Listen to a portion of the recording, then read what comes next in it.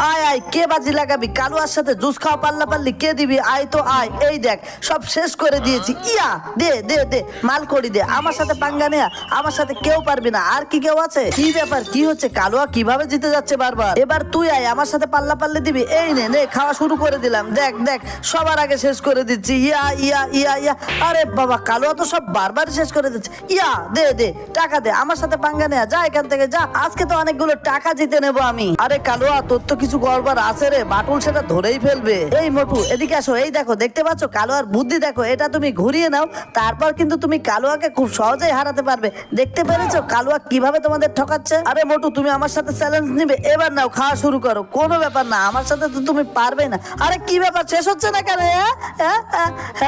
হ্যাঁ না, এবার যা আছে টাকাগুলো সব দে। কি দেখছিস? সেটা নিজের ফাঁদে তুই নিজেই পড়েছিস। দে দে দে, মাল করি ছাড়, আমাদের সাথে পাঙ্গা নেওয়া।